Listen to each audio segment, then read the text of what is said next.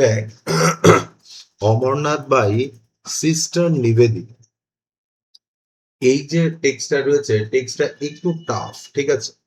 মানে টেক্সটার বেশ কিছু ওয়ার্ড মিনিং রয়েছে যেগুলো একটু কঠিন, আর যেগুলো আমাদের লাইন বাই লাইন পড়তে হবে। এবং পাশাপাশি এই সিস্টার নিবেদিতা, যিনি হচ্ছেন গিয়ে স্বামী বিবেকানন্দের সন্ন্যাস কন্যা, ঠিক আছে? স্বামী বিবেকানন্দের জীবন সম্পর্কে সবাই আমরা কম বেশি জানি, আমরা এখানে একটু আলোচনা করব। এবং নিবেদিতা, তিনি স্বামীজিকে কিভাবে দেখেছেন, কতটা কাছ থেকে দেখেছেন, স্বামীজি কেমন মানুষ, তার আধ্যাত্মবাদী চেতনা কেমন, ঠিক আছে? এই বিষয়গুলো নিবেদিতা এত কাছ থেকে স্বামীজিকে দেখেছেন, সেগুলো তিনি লিপিবদ্ধ করেছেন একটা বইতে। বইটার নাম হচ্ছে the master as I saw him, ঠিক আছে? বইতে দেখবে, দেখো ওই যেখানে এই অ্যাবাউট দ্য অথর রয়েছে, এই অ্যাবাউট দ্য অথরের পোর্শনেই রয়েছে, দেখো the master as I saw him 1910, ঠিক আছে? 1910 সালে এই বইটা মানে প্রকাশিত হয়েছিল, যেখানে এই স্বামীজির যে ভারত ভ্রমণ রয়েছে, এই ভারত ভ্রমণ সম্পর্কে ভগিনী নিবেদিতা খুব ডিটেলে, খুব গুরুত্ব সহকারে আলোচনা করেছে। চলো আমরা এই অ্যাবাউট দ্য অথরটা একটু দেখি, ঠিক আছে? দেখো, sister Nivedita 1867 to 1911, born Margaret Elizabeth Noble in Ireland, was a teacher, writer, social reformer and disciple of Swami Vivekananda.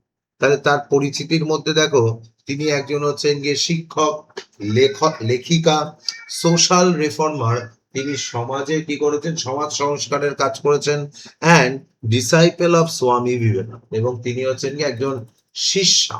Disciple মানে হচ্ছে গিয়ে শিষ্য বা শিষ্যা। তো নিবেদিতা হচ্ছেন গিয়ে স্বামীজির একজন শিষ্যা, ঠিক আছে? She decided her life to India after meeting Swami Vivekananda in London in 1895. তিনি 1895 সালে লন্ডনে স্বামীজির সঙ্গে সাক্ষাৎ হয় তার। আর তিনি ঠিক করেন যে মানে ওটাই ছিল তার জীবনের মানে একটা টার্নিং পয়েন্ট। তিনি ঠিক করেন কি, যে তিনি স্বামীজির সঙ্গে ভারতবর্ষে ফিরে এসে সাধারণ মানুষের সেবায় তার জীবন নিয়োজিত করবেন। Initiated into the vow of brahmacharya in 1898, তিনি কি করলেন, ব্রহ্মচর্য মানে কি, তিনি ব্রহ্মচর্য গ্রহণ করলেন হচ্ছে 1898 সালে, and given the name Nivedita. এবং স্বামীজি ব্রহ্মচর্য মানে সন্ন্যাস গ্রহণ করার আগে ব্রহ্মচর্য পালন করতে হয়, তারপর সন্ন্যাস বা সন্ন্যাসী বা সন্ন্যাসিনী হওয়া যায়। তো তিনি যখন থেকে ব্রহ্মচর্য নিলেন, যে সংসার থেকে সমস্ত যে মানে লোভ, লালসা, যে সমস্ত প্রাপ্তি, এই সমস্ত থেকে সংসার জীবন থেকে পুরোপুরি যখন তিনি কি করলেন, ত্যাগ করলেন, এবং আধ্যাত্মবাদী যে জগৎ বা জীবন, সেই জীবনে তিনি চলতে শুরু করলেন, তখন তার নাম দেওয়া হলো হচ্ছে নিবেদিতা, ঠিক আছে?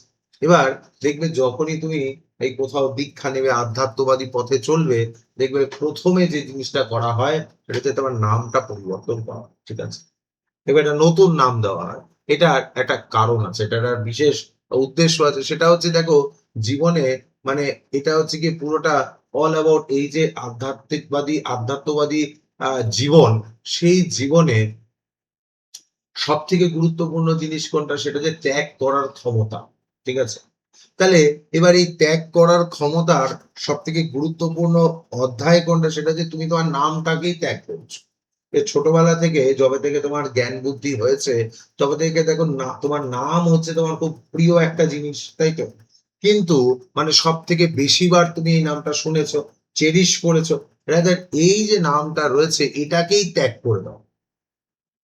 আর এই যখন স্বামীজি তার নাম দিলেন কি নিবেদিতা, নিবেদিতা কথার মানে কি, যিনি হচ্ছেন নিবেদিত প্রাণ, যিনি কি করেছেন, উৎসর্গ করেছেন। তাহলে দেখো meaning, dedicated to God. She worked tirelessly for women's education and Indian nationalism. আর নিবেদিতা কি করেছেন? অক্লান্তভাবে ভারতবর্ষের শিক্ষা, মহিলা শিক্ষা, নারী শিক্ষা অ্যান্ড ইন্ডিয়ান ন্যাশনালিজম, যে ভারতবর্ষের যে জাতীয়তাবাদী চেতনা, তার জন্যে মানে জাতীয়তাবাদী চেতনার যে লড়াই, এই লড়াইতে তিনি সহযোগিতা করেছিলেন ভারতীয়দের। Her work included founding a girls' school in Kolkata and aiding during the plague epidemic in 1899. আর তিনি কি করেছিলেন? এখনো যে স্কুলটা রয়েছে নিবেদিতা স্কুল শ্যামবাজারে, তিনি ওই স্কুল প্রতিষ্ঠা করেছিলেন মেয়েদের জন্য।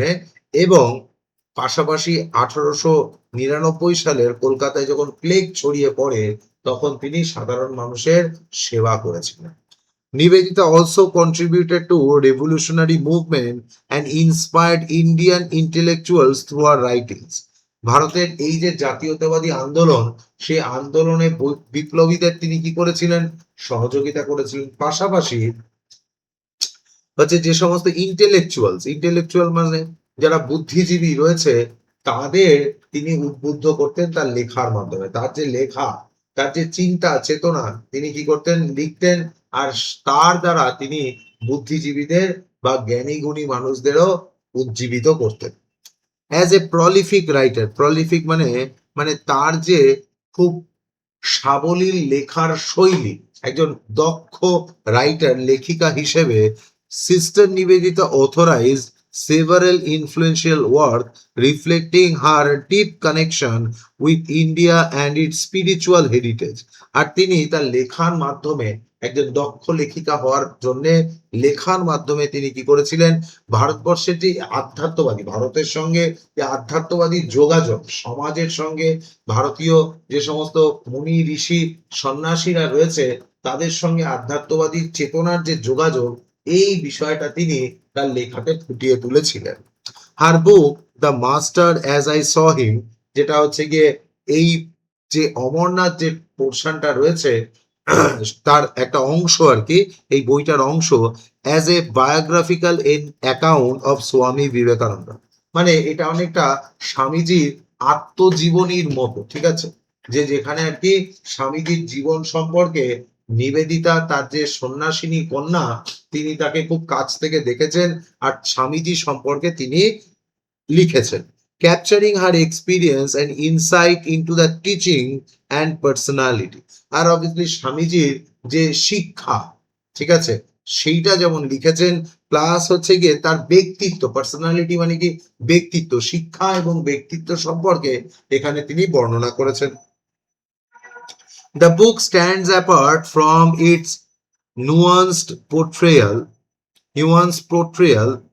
of the guru-disciple relationship. তাহলে অবভিয়াসলি তিনি কি করেছেন? যে পুঙ্খানুপুঙ্খভাবে তিনি গুরু শিষ্য, বুঝতে পারছো তো?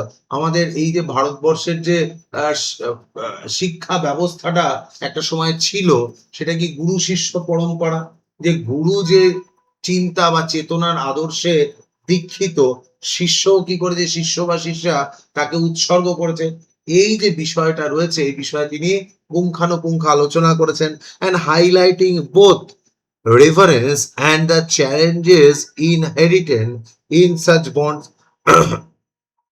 তাহলে তিনি কি করেছেন? এই যে গুরু শিষ্য পরম্পরায় যে শিক্ষা অর্জন, জ্ঞান অর্জন, আধ্যাত্মবাদী চেতনার রাস্তায় তিনি কি করেছেন? এই বিষয়টাকে গুরুত্ব দিয়ে আলোচনা করেছেন। কিন্তু শুধু আলোচনা করেননি, এই রাস্তায় যে চ্যালেঞ্জেস রয়েছে, যে বাধা রয়েছে, সেটাও তিনি বলেছেন। মানে শ্রদ্ধার পাশাপাশি যে বাধা রয়েছে, সেটাও তিনি বলেছেন। In her writing sister Nivedita combined profound spiritual reflections. তিনি তার লেখায় তিনি কি করেছেন? কম্বাইন্ড মানে একত্রিত করেছেন কি? প্রোফাউন্ড স্পিরিচুয়াল রিফ্লেকশন, যে তার যে গভীর যে আধ্যাত্মবাদী চেতনা, সেটাও যেন তার লেখায় পাওয়া যাচ্ছে। With practical observation about Indian society, যেরকমই তিনি স্বামীজিকেও যেমন অবজার্ভ করেছেন, ভারতীয় সমাজকেও তিনি খুব কাছ থেকে দেখেছেন, আর সেই সমস্ত বর্ণনা তিনি এই বইতে লিখেছেন। Her literary contributions include articles from journals like Prabuddha Bharata and book such Kali and the mother.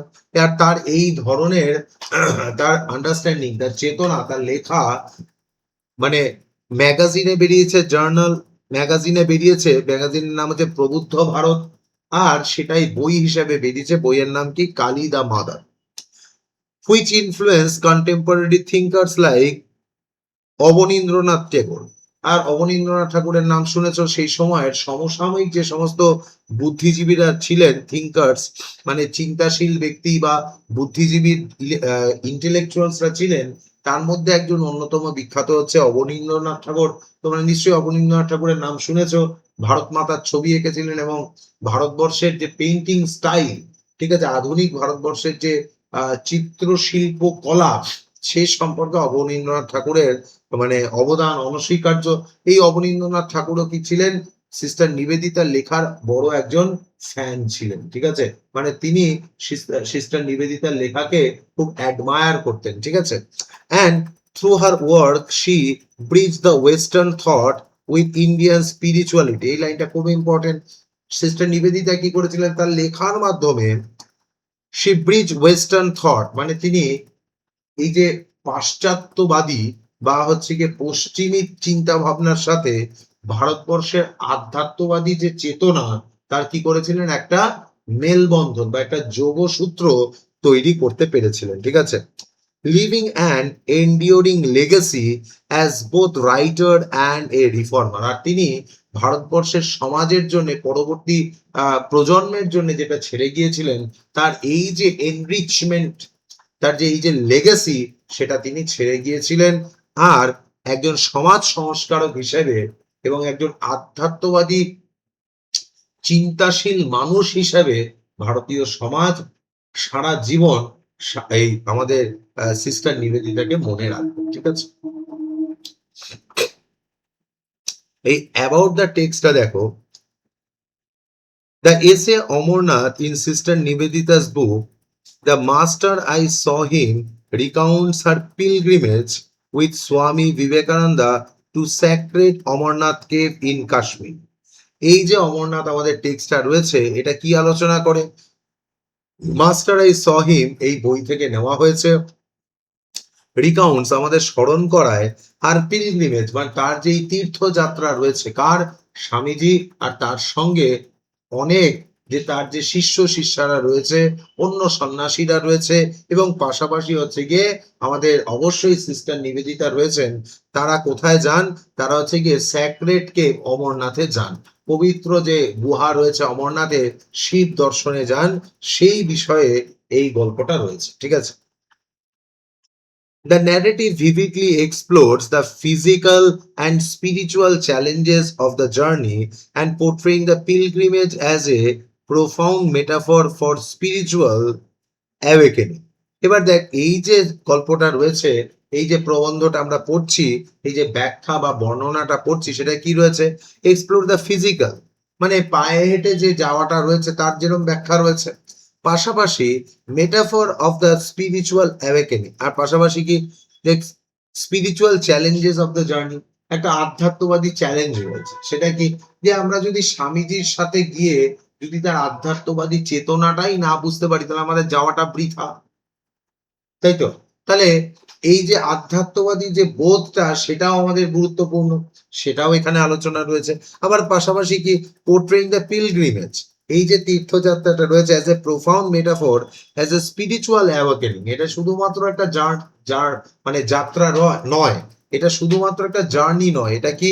It's a spiritual awakening journey, মানে যেখানে যে যাত্রার মাধ্যমে তুমি আধ্যাত্মিকভাবে অনেক বেশি মানে কি বলবো, যে আধ্যাত্মবাদী ভাবে অনেক বেশি তুমি নিজেকে উজ্জীবিত মনে করবে। স্বামী বিবেকানন্দা's experience that the shrine dedicated to Lord Shiva is a central to the essay. আর এই স্বামীজির এই যে মন্দির দর্শন, SHRINE, শ্রেইন মিন্স হচ্ছে মন্দির, ঠিক আছে। স্বামীজির এই যে মন্দির দর্শন, এই মন্দির দর্শনটাই হচ্ছে গিয়ে যে এই যে প্রবন্ধটা রয়েছে তার মূল বিষয়বস্তু। Observing all rights to the pilgrimage with deep reverence, reverence মানে কি শ্রদ্ধা, যে সেখানে দেখা হয় যে স্বামীজির কি মনের অন্তরস্থল থেকে কি বিরাট শ্রদ্ধা রয়েছে। He later share that he felt blessed with Amar, এবং তিনি পরে বলেন যে তিনি অমরত্ব পেয়েছেন। এই যে অমরনাথের এই গুহায় যাত্রা করে তিনি কি পেয়েছেন? অমরত্ব পেয়েছেন। দ্য ডিভাইন গিফট মানে ঐশ্বরিক একটা উপহার তিনি পেয়েছেন of choosing death at will. আর অমরত্ব মানে কি? আমাদের কাছে অমরত্বের মানে কি যে কেউ মরছে না, তাই তো? বিষয়টা তা নয়। মরতে জন্মিলে মরিতে হবে, অমর কে কোথা কবে, তাহলে জন্মালে তো মরতেই হবে। স্বামীজি বলছেন অমরত্বের মানে কি? অমরত্বের মানে হচ্ছে গিয়ে the choosing death at will, মানে আমাদের জীবনে আমাদের হাতে মৃত্যুকে পাওয়া, মানে মৃত্যুকে নিয়ন্ত্রণ করা হচ্ছে অমরত্বের মান। মানে আমরা ঠিক করতে পারবো যে কখন আমাদের সময় আসবে, মানে এই পৃথিবীতে যে কাজ করতে এসেছি সে কাজ হয়ে যাবে, আর তারপর আমি আর চলে যাওয়ার স্বাধীনতা হচ্ছে অমরত্ব। বুঝতে পারছো তো? তাহলে এখানে স্বামীজি নতুন একটা অমরত্বের মানে আমাদের সামনে তুলে ধরেছেন। ঠিক আছে? A privilege associated with spiritual liberation. আর এখানে স্পিরিচুয়াল মানে আধ্যাত্মবাদী চেতনা, লিবারেশন মানে উন্মুক্ত চিন্তা। আধ্যাত্মবাদী চেতনা নিয়ে স্বামীজি কি করেছেন? একটা উন্মুক্ত চিন্তা করেছেন। The essay emphasize the theme of divine communication, যে এই যে স্বর্গীয় যে কমিউনিকেশন, যোগাযোগ, মানে মানে ভগবানের সঙ্গে যোগাযোগ, আধ্যাত্মবাদী চেতনায় এই যে স্পিরিচুয়াল পাওয়ার, আধ্যাত্মবাদী শক্তির সঙ্গে আলোচনা, এইটা আমরা টেক্সটে দেখি। The transformative power of pilgrimage and the unity among diverse pilgrims, it captures the awes inspiring connection between nature and spirituality. তাহলে দেখ, ভগিনী নিবেদিতা কি বলছেন?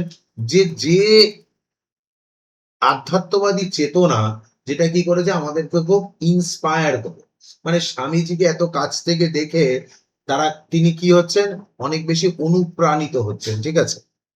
and reflecting on how Himalayan landscape amplifies মানে বাড়িয়ে দেওয়া, অনুঘটকের কাজ করে, the sadness of the experience, তাহলে sorry, sacredness of the experience। Babu, sacredness মানে কি? যে হচ্ছে গিয়ে পবিত্রতা। এই যে আধ্যাত্মবাদী যে জার্নিটা রয়েছে, অমরনাথে তারা যাচ্ছে, এই যাত্রার কি রয়েছে? একটা পবিত্রতা রয়েছে, সেটাকে আরো বাড়িয়ে দিয়েছে কোনটা? সেটা থেকে এই হিমালয়ের যে সৌন্দর্য, যে যাত্রাপথের যে সৌন্দর্য। নিবেদিতা's admiration for her master's spiritual depth shines through her description of his profound connection with Lord Shiva during the journey. Through this account, Sister Nivedita not only documents Vivekananda's spiritual insight but also highlights how such pilgrimage several as a catalyst for personal and collective transformation. এখানে যে শুধুমাত্র নিবেদিতা বিবেকানন্দের যে আধ্যাত্মবাদী চেতনা রয়েছে তা নয়, বাকি যে সমস্ত পিলগ্রিমেজ, যে সমস্ত তীর্থযাত্রী বা পুণ্যার্থীরা রয়েছেন, তাদেরও বিবেকানন্দের সংস্পর্শে এসে তাদের মধ্যেও একটা আধ্যাত্মবাদী চেতনার বিকাশ ঘটেছে, তাদেরও মানসিকতার একটা পরিবর্তন ঘটেছে, সেটাও তিনি এখানে দেখিয়েছেন। The essay stands as a testament of unifying force. Testament মানে কি? যেখানে ধর্মীয় বর্ণনা থাকে। ঠিক আছে? যে ধর্মের কথা লেখা থাকে, তাহলে এটা হচ্ছে গিয়ে সেই রকমই আধ্যাত্মবাদী একটা চেতনার কথা এই বইতে লেখা রয়েছে। To unifying force of devotion and faith, এই যে আমাদের যে ভগবানের প্রতি ডিভোশন, তার প্রতি যে শ্রদ্ধা, ভালোবাসা, অ্যান্ড ফেথ, বিশ্বাস, এই সমস্ত জিনিস যেন এই বইতে লেখা রয়েছে। And transcending physical hardship to achieve a deeper communication with the divine. তাহলে দেখ, অ্যান্ড ট্রান্সেন্ডিং পরিবর্তনশীল হয়, পরিবর্তন হয় কোনটা? ফিজিক্যাল হার্ডশিপ, মানে যেটা ধরো আমরা মানে এই যে অমরনাথে আমরা হেঁটে এত দূর গেলাম, এই ফিজিক্যাল হার্ডশিপ, এত কঠোর পরিশ্রম করলাম to achieve the deeper communication with the divine, সে তার সঙ্গে এই যে স্বর্গীয় যে শক্তি আধ্যাত্মবাদী চেতনার যে শক্তি, এর যে সংযোগ স্থল, মানে এর যে যোগাযোগ, সেই বিষয়টা আমরা এখানে দেখতে পাবো। মানে কিভাবে এই যোগাযোগটা তৈরি করা হয়েছে বা এই শক্তিটাকে কিভাবে ভগিনী নিবেদিতা বলছেন যে আমাদের সবার এটা অনুভব করা উচিত বা এই মার্গে বা পথে চলা উচিত, সেটা আমরা দেখবো। ঠিক আছে বাবু, একবার একটুখানি যতটুকু পড়ালাম সেটা একটুখানি পর, যদি কোনো ওয়ার্ড মিনিং সমস্যা হয় বা কোনো জায়গাটা বুঝতে অসুবিধা হয় আমায় জিজ্ঞেস কর, আমি বলছি।